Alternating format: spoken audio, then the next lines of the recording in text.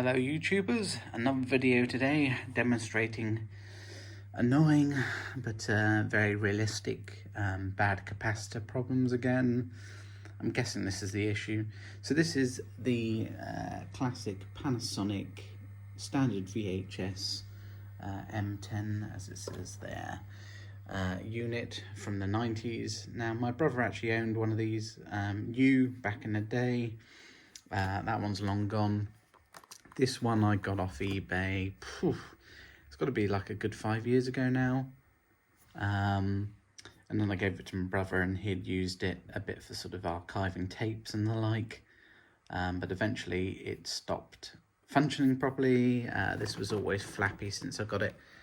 It's just on the joint. But unfortunately that's just the start of its issues. That's, you know, that could be fixed. But the bigger problem it's capacitors, as I say, beginning the video. Here you can see nothing apart from a bit of a faint white line. Didn't even have this until sort of after a few hours of being switched on. We've got the phono outputs, we've got it switched on, it's in play mode, and it is indeed playing a tape, as you can see here. It unfortunately though has zero sound output, and I saw another YouTuber with one of these have exactly the same problems with the sound, and it's got to be something to do with the capacitors. I mean, that viewfinder alone is generally a capacitor problem, but yeah, it's got video, and I put a head cleaner tape through it, and it, you know, it's just really annoying. It sort of adds to the frustrations with it, really. The fact that this is playing with no breakups, it's perfect. Originally it was playing with some color issues, but now it's sort of, it's still a bit off, but picture quality wise, it's actually really, really good. Output, and it's a standard RCA phonos running out of it, and yeah, it's just no sound. The microphone on here has a mic input and a headphone out. I've plugged in some headphones, and yeah, it's the same story. It's just there's no sound across the board, whether or not you use the outputs on the phono or the headphone socket. The sound is completely dead. There's no sign of life on it whatsoever. So this is really just a video showing around the camera, really. I've listed it on eBay now as spares and repairs. If anybody knows how to fix capacitors and sort of has the, yeah, basically the know-how to get in there and fix it, it would be a brilliant buy. But and I've listed it for, you know, 12 quid. It's not worth any more, even if it was working. Oh, well, actually, fair, if it was working, it'd be worth quite a bit to collectors. It being a stereo, you know, quite high quality camera of the day, and I've got the case for it and stuff. Didn't even know we still had this. My sister was going through some stuff today, and this was something that my brother had put into her sort of closet space in the place she's got at the moment, and it's been sitting in there for sort of 2, 3, maybe even 4 years. So actually, I probably bought this even longer ago. Actually, it was a good time. Yeah, it's probably maybe 6, 7 years ago I bought this off eBay, and when I bought it, it was functioning. It wasn't perfect, but the viewfinder, though flappy, was operational, and it was recording. It was giving sound, picture, and all the rest of it output. There's a stereo microphone on there, but it's a shame. But yeah, so it's not even from sitting too long. As I say, my brother used it when I gave it to him, because he had one back in the day, and I gave it to him, I think, for Christmas 1 year, and he used it to archive some tapes, and then it sort of died a death. And as I say, as I saw in another YouTuber's video, the sound thing is the problem, and it seems to be a capacitor issue. But what a shame to see it really playing away, and it's been switched on for a good few hours now. I purposely left it on.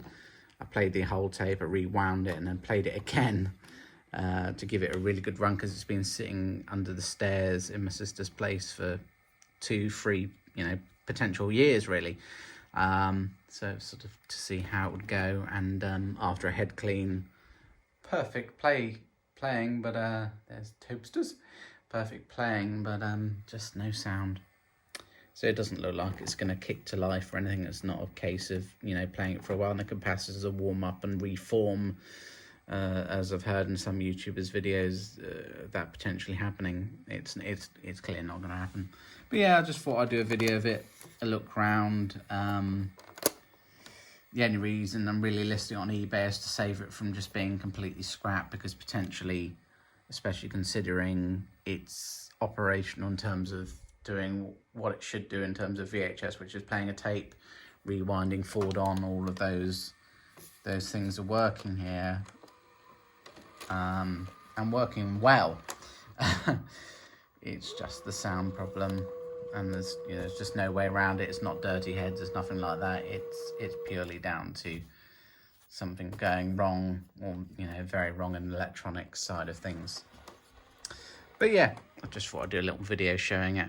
And as I'm doing a video, I'm talking videos and cameras going wrong.